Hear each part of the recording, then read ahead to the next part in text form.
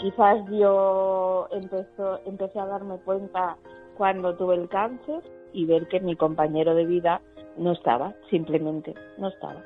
El malestar intern de la Lola la va portar el 2015 a demanar suport al PIAT del barri de Gràcia de Barcelona. Es tracta d'un dels 11 punts d'informació i atenció a la dona que hi ha a la capital catalana. Ahí realmente fue la primera vez que me dijeron que era una mujer maltratada, con estas palabras.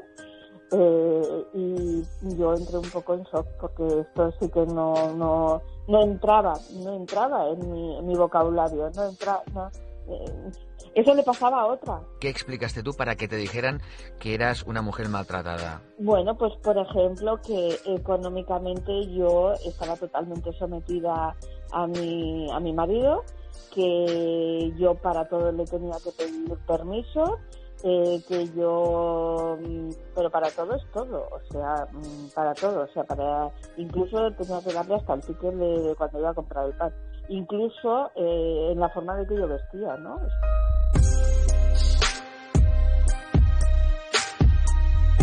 La Lola coneixia el seu marit des dels 15.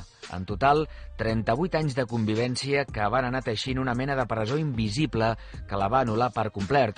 Cap dels seus amics més íntims s'imaginava l'infern en què vivia. Un hombre con una capacidad intelectual muy alta, con un nivel de estudios pues universitarios, con másters, con mucha educación, mucha presencia, además acostumbrado a tener a gente bajo su mando, a mandar, a fin de cuentas, desde siempre. Y eso lo traducía en el día a día también en tu casa, ¿no? Y eso sí, completamente. Mi casa se llevaba como si fuera una empresa y yo una empleada más, claro, a la cual se la premiaba o no, dependiendo de cómo llegaba a final de mes. La sentència del divorci li va arribar el 30 de juliol del 2019, 3 anys després de sol·licitar-lo. Tot i que està recorreguda, des d'aleshores la Lola ha tornat a respirar econòmicament. I és que la separació la va abocar a la pobresa. De res li van servir tots els anys treballats a l'empresa del seu exmarit. Estaba ahí, yo firmaba y hacía, pero realmente no tenía ningún tipo de poder de nada. O sea, se me hacían unas nóminas, pero que esas nóminas no eran reales. Yo no recibía ese dinero, porque todo iba a la cuenta común. Porque yo estoy en esa franja, ¿vale?, de mujeres que no te dan ayudas porque se supone que tienes propiedades, se supone que tienes un dinero que no tienes, que no es verdad, y que bueno, que a lo mejor tienes propiedades, pero esas propiedades no las puedes tocar. Entonces yo, gracias a mi familia y a mis amigos, he sobrevivido. La Lola també ha tingut el suport del SARA, el Servei d'Atenció, Recuperació i Acollida de Barcelona, adreçat a persones víctimes de violència masclista.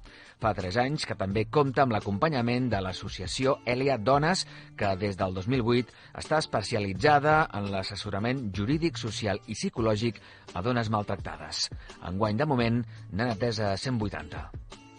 La Montserrat Vilà és la fundadora i la directora d'Elia Dones, que va començar a treballar el 2008. En aquell moment, quantes dones maltractades que teniu venien de classe alta? Durant tots aquests anys hi ha hagut moltes dones de classe alta que s'han acollit a la nostra entitat. De fet, una majoria. Em ve al cap una dona que vam atendre i que arrel d'aquestes agressions psicològiques va tenir un ictus i ho va reconèixer el forense a nivell quan va haver el judici, no? Doncs encara els jutges tenen un estereotip d'això i aquestes dones són alta vegada revictimitzades quan van als judicis perquè els jutges pensen que no són la mida, no? No són la mida.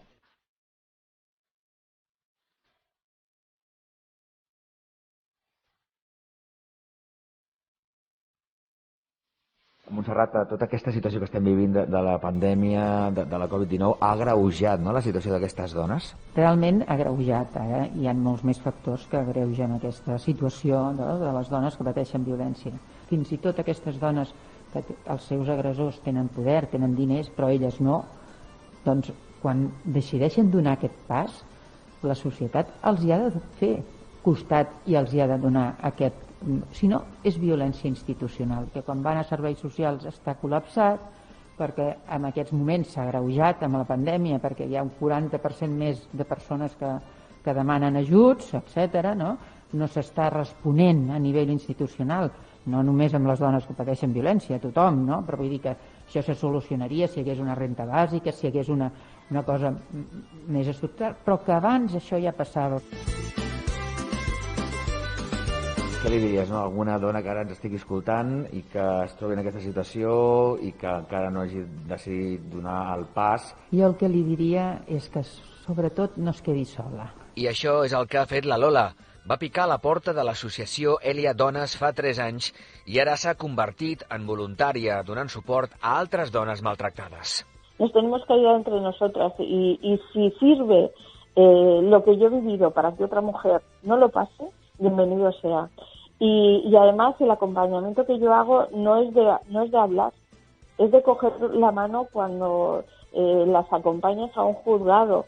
Simplemente es de sentirte acompañada, porque la mujer maltratada está muy sola, muy sola. Ellas me han ayudado, además, a sentirme poderosa y que se sale de todo esto. Y sobre todo, que pidan ayuda porque hay un montón de gente que está ahí esperando para cogerte, para darte la mano, para decir, tú puedes salir de ahí.